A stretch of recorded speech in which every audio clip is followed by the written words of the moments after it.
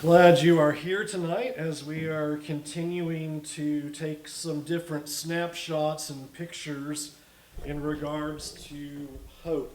And where we're going to be, if you want to start turning there, is in Genesis 25. That's where we're going to get started tonight, is Genesis chapter 25.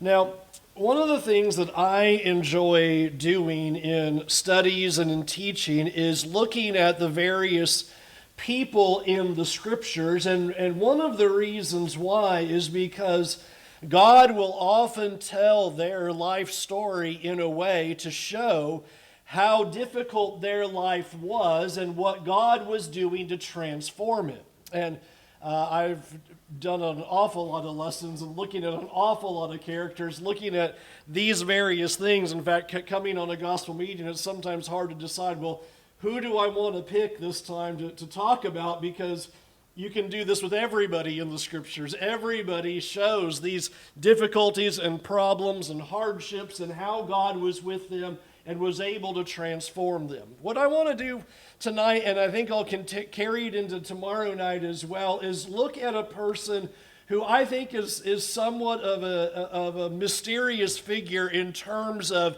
his faith toward God, and that is Jacob. Jacob, I find to be a very interesting person, especially when you think about his beginnings and the things that he does and where that takes him and where he ends up. You know, the end of the story is he's supposed to be a patriarch. He is going to be one of the great men of faith. His name is going to be changed to Israel. It's going to be through him that you're going to have the 12 tribes of Israel. He's a very important person, and yet the way that Jacob's life story is told, it just shows him to be somewhat of a spiritually difficult person. And I think he's useful to look at because sometimes when we think about our walk with God, it can be challenging to us because we can come to God and say, but yeah, you don't know what my past is like. You don't know how hard things were. You don't know the obstacles that I had to face. You don't understand how I didn't have a good start in my life, and that's why things are the way that they are. And that's why I'm picking Jacob, because Jacob can identify with having a pretty bad start.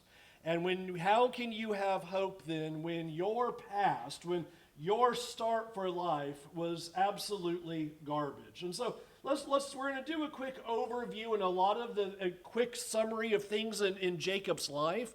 And as we look at these things, we're going to kind of build them together and then pull together three key points when we get to the end of the lesson. First, as you're in Genesis chapter 25, I want you to think about how his story begins. And it really starts with his parents. You might remember that we have Jacob and Esau that are twins in the womb of Rebekah at that time. And apparently there's a bit of struggle going on in the womb such that Rebekah is asking God, what is exactly going on? And God says, well, you have essentially two nations within you that are essentially fighting right now with each other. Can you imagine? Here's Rebekah getting this news. You have two nations in you, and they're already fighting right now. Before they've even come out and begun to live their life, they're already struggling. And a very important key prophecy is made, though, in verse 23. It is critical to the story arc of the book of Genesis and for Jacob's life. And that is that the older is going to serve the younger. A very important prophecy. Now, in those days, in ancient Near Eastern times, and especially when it comes to the Hebrew people, we know that the older was supposed to be able to receive the greater blessing and also receive a birthright in which they would be head of family and they would receive a greater portion of the inheritance. These two attributes of receiving a blessing and a birthright were a monumental factor in those days and at that time. And yet, God comes and says, I'm going to reverse that. I'm going to reverse what you would expect, and it's going to be Esau, the older, who is going to serve the younger. And then after that prophecy is given, When you move down to verse 26, we're told that how these boys were named. I always love how you see naming of people in the scriptures. It doesn't seem like that they spent 9 months trying to decide what sounded good. They just, when the child came, then they named right there. So the first child comes, Esau, he comes out red and hairy, so, we'll call him Harry. We'll call him Harry. He's Esau. And amazingly enough, as Esau's being born, there's a hand holding on to the foot of that brother. And they go, well, we'll call him heel catcher, supplanter. That works as well. Esau, Jacob, there's our two boys, and they are born. And that story immediately unfolds in chapter 25 as you begin to get a picture of the kind of character and the kind of person Jacob is. That I don't believe that Isaac and Rebekah said, we're going to give our son a negative name, heel catcher. It was just neutral. He came out holding Esau's heel. You can imagine the stories they told when people came up. Oh, yeah, he came out hairy. He came out holding the heel, so we named him that. And yet this name of Jacob is going to take a deeper and greater significance. You will notice that we get to chapter 25, and in verse 29, we're told that Jacob is cooking stew, and Esau comes in out of the field. You can imagine him hunting all day, and he is exhausted. And Esau says to Jacob, "Let me eat some of that red stew, for I am exhausted." And Jacob said, "Sell me your birthright now." And Esau said, "I'm about to die, so what use is the birthright to me?" Jacob says, "Swear it to me now." So he swore it to him and sold the birthright. And Jacob gave Esau bread and lentil stew, and he ate and drank and rose and went his way. And thus Esau despised his birthright. Now, often we spend our time talking about Esau, and I don't have time to talk about Esau. At home, I did a whole separate sermon about him, and we often talk about what a terrible decision this is. The book of Hebrews capitalizes on that idea that this is a terrible idea, that you are exchanging the greatness of this birthright and taking it for a meal that's going to be gone in a few moments. I mean, I look at that and go, you're going to have to sell me better than stew if we're going to do something like this. I mean, you got to up the ante in terms of this meal, but just for some stew, he makes the trade. But I want you to think about the other side of the coin. Your brother comes in famished after out there hunting all day and says, "Can I have some stew?" And your first thought is, let me rip him off. I am going to just rip my brother off. I mean, the exchange is ludicrous. You're going to get the birthright for a meal of stew? That's an outrageous ask. It is a ridiculous ask. Esau should have said, "Are you out of your mind? There's no way I'm going to do that." And I want you to see that you have that in Jacob, that his first words are, "Sell me the birthright right now. Swear it to me and give it to me," and that's it. This is revealing the kind of character Jacob is here in the very beginning of his life. The first account that we are given of him as an adult is taking advantage of his brother.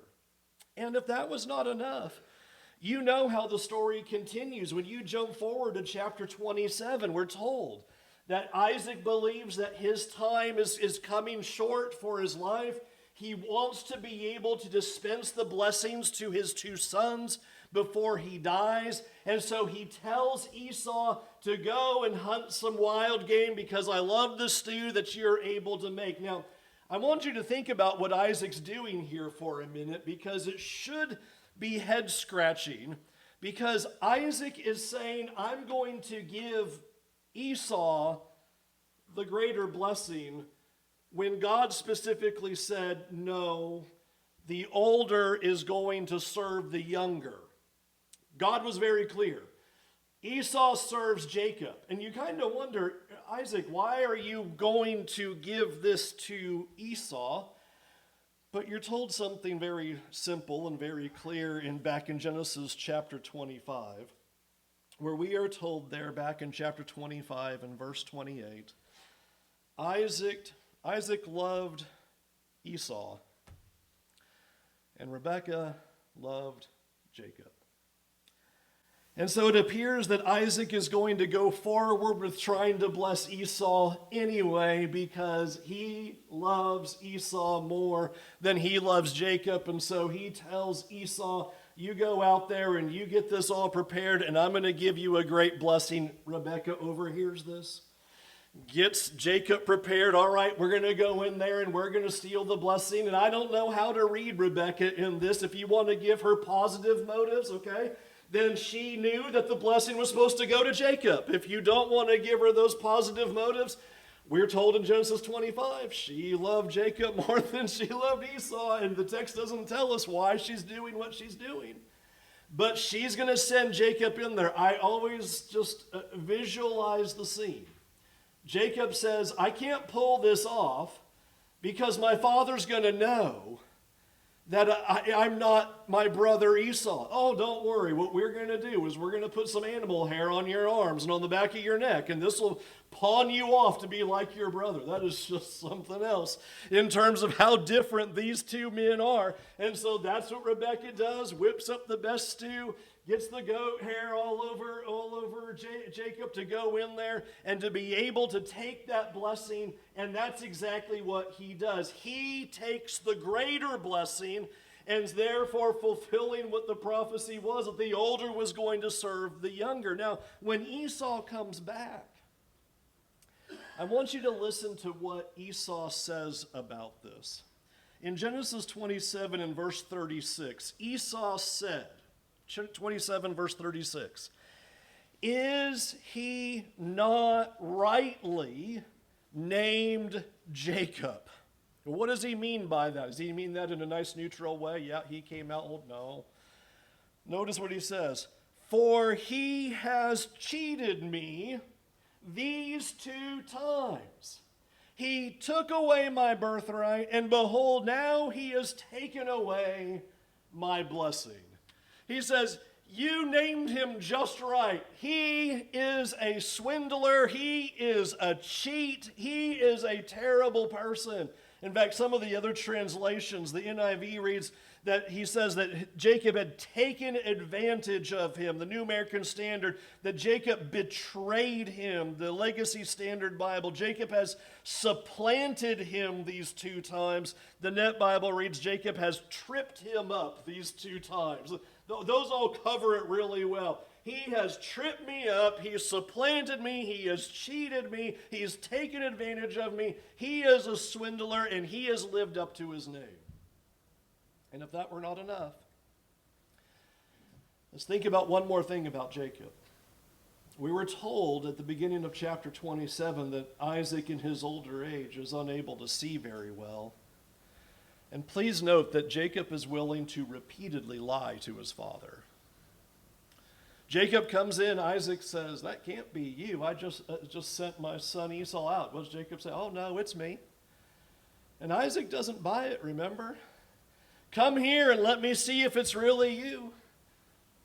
Feels him. It's really me. He's lying to his father's face. What I'm trying to get us to see is up to this point, in these records of Jacob, he is a terrible individual. He is a cheater. He's a swindler. He's a liar. He is all of those things and more, such that you come to the end of chapter 27, and Rebekah tells Jacob, you need to run away because your brother Esau is going to kill you. Chapter 27, verse 42 and 43, Rebekah says, you need to go away. You need to go to my uncle, go to your uncle Laban. He's up there in Haran. You're going to have to go stay with him. And I love the message that Rebekah gives to Jacob. She tells him, when Esau's anger subsides, I will call for you to come back home. That call never happened. Esau's anger didn't subside, where Rebekah could ever say, hey, it's safe to come home. And so what we're going to see in Jacob is now for the next 20 years, he spends his life working for his uncle Laban. 20 years he's going to spend away from home because of all the events that have unfolded, and because of what he's done. He now is going to be far, far away from his home. And yet, I think chapter 28 tells us some interesting and important pictures about what is happening in Jacob's life in regards to his relationship to the Lord. In chapter 28, you might remember that you have Jacob seeing a dream. And in this dream, that we see Jacob is he sees a stairway or a ladder that is reaching up into the heavens, up into the sky, and the angels of God are going up and down on it. Chapter 28, verse 12. And I want you to notice the meaning about this and what is going to happen. This meaning is very important. When you look at verse 13, you have the Lord standing above it and says, I am the Lord, the God of Abraham your father, the God of Isaac. The land on which you lie I will give to you and to your offspring. Your offspring shall be like the dust of the earth, and you shall spread abroad to the west and to the east and to the north and to the south. And in you and your offspring shall all the families of the earth be blessed. Behold, I am with you, and will keep you wherever you go, and will bring you back to this land, for I will not leave you until I have done what I have promised you. So what I want you to notice is what God is going to do now, and for the length of these 20 years, is he's going to start working on the character of Jacob. We are seeing the kind of person that we have. And I want you to notice that God begins by stating promises to Jacob. And I want you to be impressed by this. That here is swindler, cheater, liar Jacob. And God says, here's what I'm going to do. I'm going to bless you. He confirms the promises that he made to Abraham and to Isaac. I will bless you. I will multiply your offspring. In you all the nations of the earth will be blessed. But I want you to notice what else God did. Did you see it in verse 15? God said, and I'm going to stay with you, and I'm going to watch over you, and I'm going to take care of you, and I'm going to bring you back to this place. Now, I'd like to underscore, what good has Jacob done? How good of a guy is he? He's terrible at this point. And yet, God is saying this. Now, I want you to listen to Jacob's response, because this really shows where Jacob is at with God. Verse 20. Then Jacob made a vow, saying, if God will be with me, and will keep me in this way that I go, and will give me bread to eat and clothing to wear, so that I come again to my father's house in peace. Listen to it in verse 21. Then the Lord shall be my God, and this stone which I have set up for a pillar shall be God's house, and all that you give me I will give a full tenth to you. One of the things that you will notice in Jacob's life, we'll see some of it tonight, is Jacob is never going to claim a relationship with God.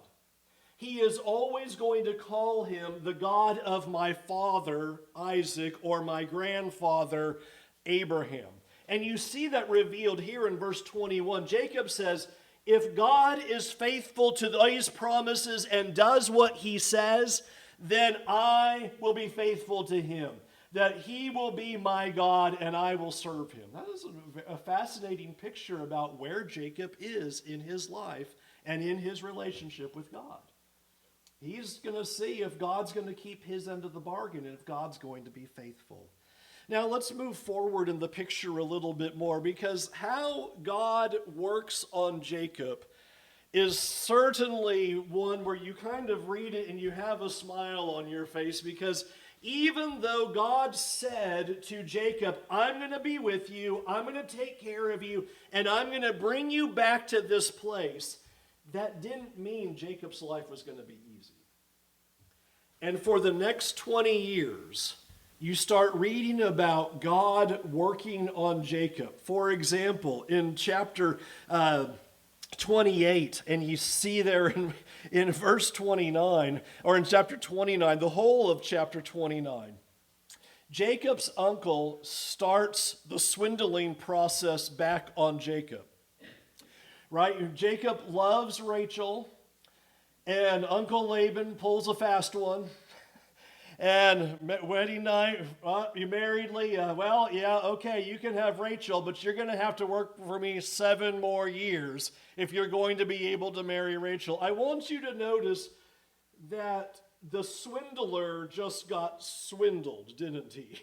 Now Laban is doing to Jacob what Jacob has been doing all of his life to everyone else. It happens again in chapter 30. His life is not easy. Remember, he has Rachel and he has Leah and he has the handmaids, and don't have time, but you read chapter 30, it's wife wars, concubine wars, and baby wars are going on. There's no happiness in the house. It is a time of strife, and it's a time of friction. And then remember, you get to the end of chapter 30, Jacob's uncle tries to swindle him again out of his wages, and finally Jacob's had it, and he's going to try to leave, and Laban swindles him again with the sheep. And so he says, I'm going to take what's rightfully mine. I've been working for you all these years. You've been blessed, and so I'm going to take the sheep, and Jacob tries to swindle him out of that too. 20 years, Laban is swindling Jacob every which way possible. And what is God doing in all that? Except starting to work on the heart of Jacob and starting to try to transform his life. And I want you to observe this transformation, because it is amazing to listen to how Jacob starts talking after all of this. Go over to chapter 30 and look at verse 30. Now he's going to start talking, now that he's come to the 20 years of his time with Laban have come to an end. And I want you to hear how he starts talking now. In chapter 30 and verse 30. Here's Jacob talking to Laban, and he says, you had little before I came, and it has increased abundantly, and the Lord has blessed you wherever I turned. And now he starts describing that picture. Here is Jacob going, you know what I see has happened in the 20 years that I've been here, Laban? God's been blessing you through me. He starts seeing that God has been with him. Jump down to verse 33. Listen to how he says this. In verse 33, so my honesty will answer for me later when I come to look into my wages with you. Some translations say, my integrity will answer for me. Okay. You were just told all these chapters and time about Jacob. Can you ever imagine, if you knew early Jacob, that there'd be a time in his life where he'd stand up and say, my honesty and my integrity will speak volumes for me? If you knew early Jacob, you'd say his word is meaningless. Honesty, integrity, you've got the wrong guy. He's a cheater, a swindler. You know what his name is. It's supplanter, it's heel catcher. And here is Jacob 20 years later saying, I have honesty and integrity. I've been able to see God's hand in my life. Go to chapter 31 and verse 5. Chapter 31 and verse 5, he calls Rachel and Leah in, and notice what he says. As he speaks to Rachel and Leah, and he's talking about Laban, he says to them, I see that your father does not regard me with favor as he did before. But look at verse 5. But the God of my father has been with me. Now notice, it's not my God yet. It's still the God of my father. But you're seeing him move along, don't you? Now he's saying, the God of my father has been with me through all of this. He says it again in verse 7. Yet your father has cheated me. Notice the role reversal. Now he's getting swindled and cheated. Your father has cheated me and changed my wages 10 times. But notice what he says. But God did not permit him to harm me. He again has seen the hand of God. Jump down to verse 42. Verse 42. If the God of my father, the God of Abraham, and the fear of Isaac had not been on my side, Surely now you would have sent me away empty-handed, but God saw my affliction and the labor of my hands and has rebuked you. That's Laban last night. One more time in that picture. It's just amazing how many times Jacob keeps saying, I have seen God. And look at how God is helping me see him in my life. So, with those pictures, I want to talk about three things tonight of why his transformation and his character can give us hope. Number one, sometimes our greatest challenge is we think that if we have lived a hard life,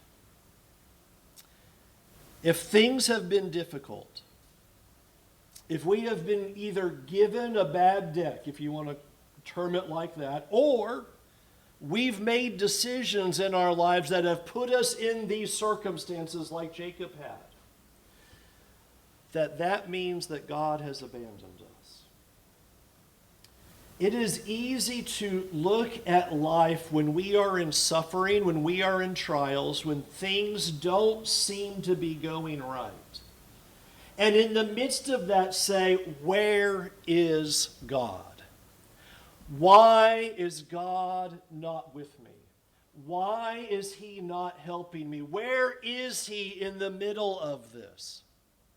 And one of the things that I find so powerful about what we see Jacob able to do in hindsight is look back over that time, look back over all of the years of his life, and he's able to say, you know what?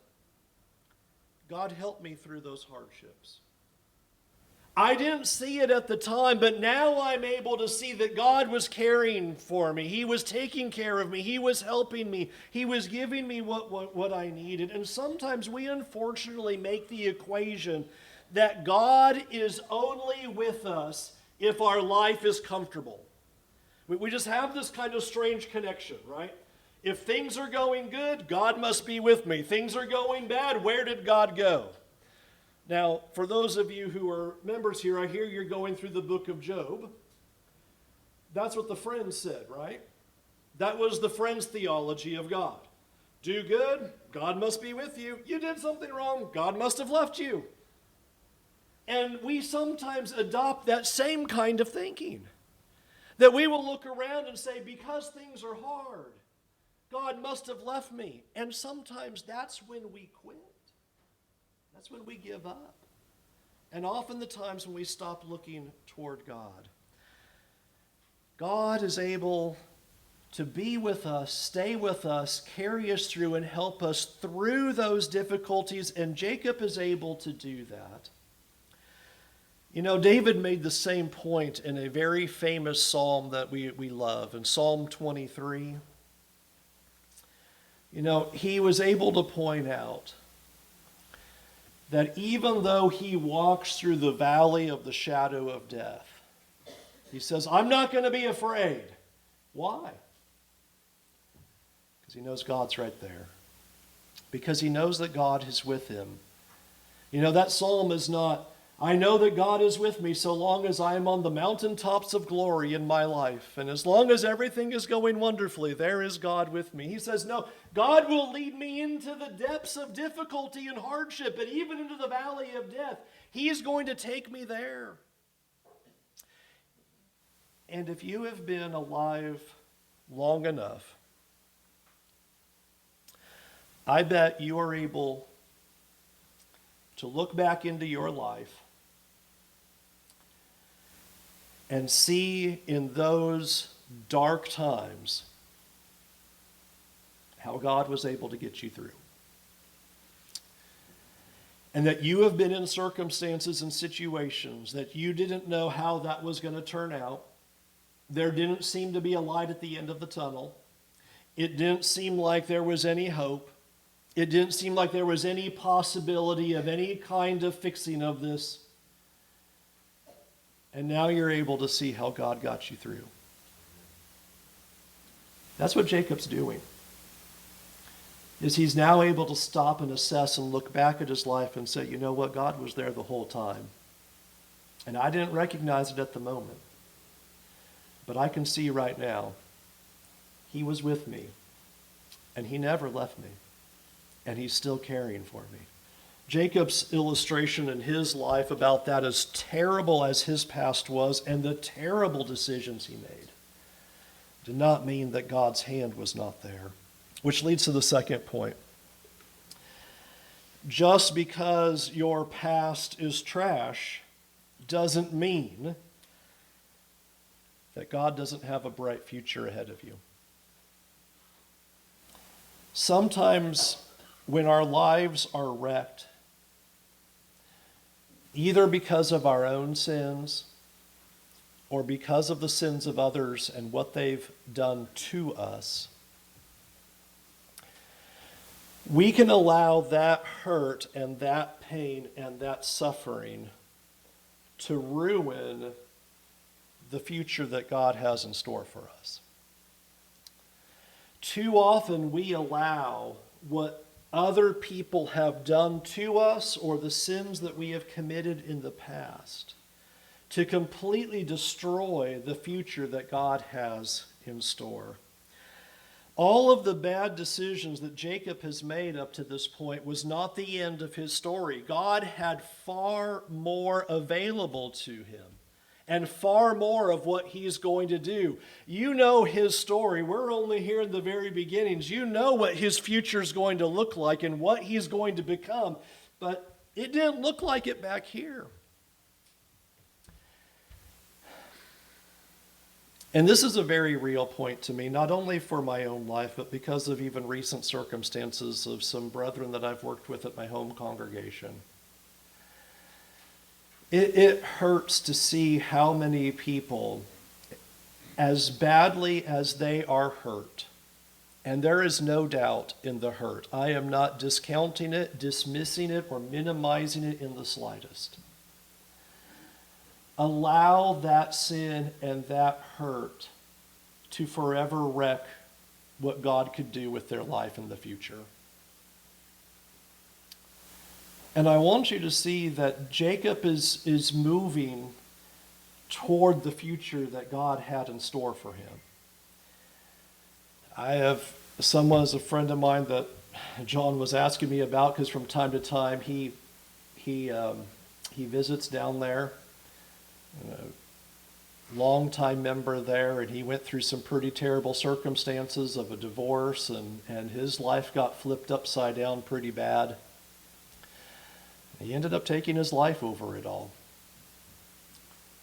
And sometimes we can just get ourselves in some pretty dark places and feel like the suffering is so bad that there is no way God could ever reverse our condition or make things any better, or move us forward in any direction whatsoever, that we feel like we have to give up.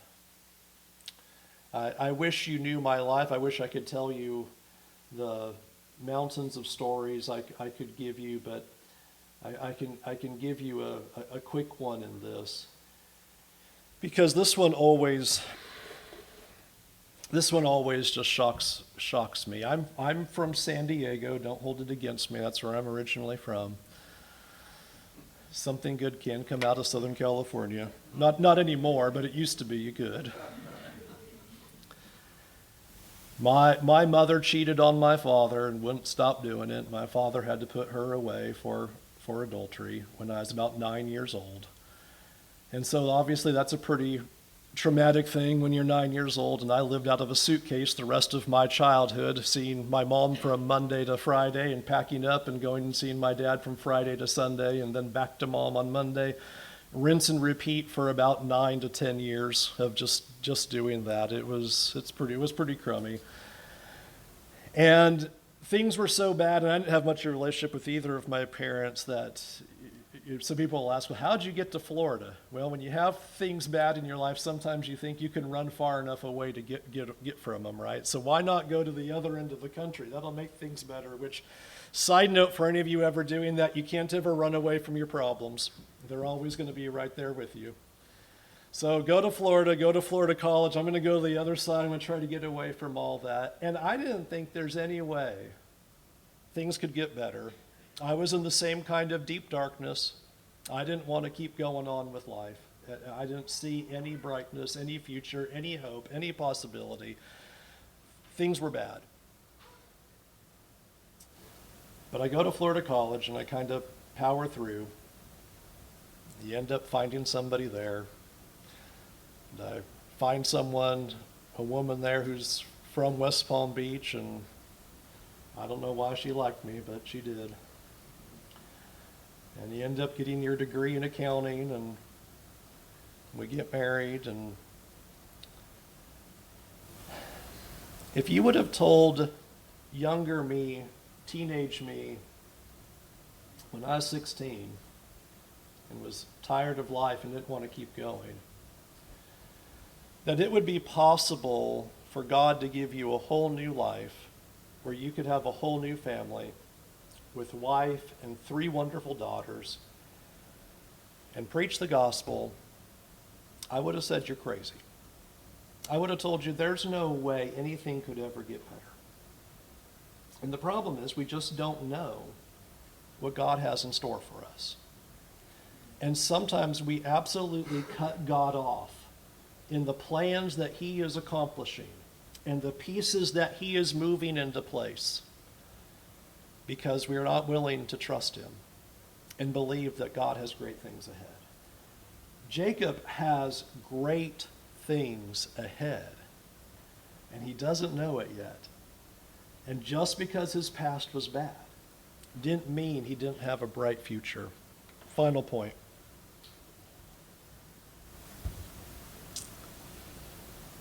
God is showing his faithfulness to us so that we would be faithful to him. One of the things that God beautifully does for us is he always acts first. Jacob is on the run because he is a cheater, a swindler, and a liar. And God comes to him and says, I'm going to be faithful to you. And Jacob says, well, okay. And if you are, then I guess I'll be faithful to you. And that's the offer he gives. And so when that happens, you have Jacob saying, all right, I'm going to see what happens. God, are you going to do this? You be faithful to me. I'm going to be faithful to you. And God keeps his word and keeps his promise. In 1 John 4 and verse 19, you have to love how John says this. We love because he first loved us.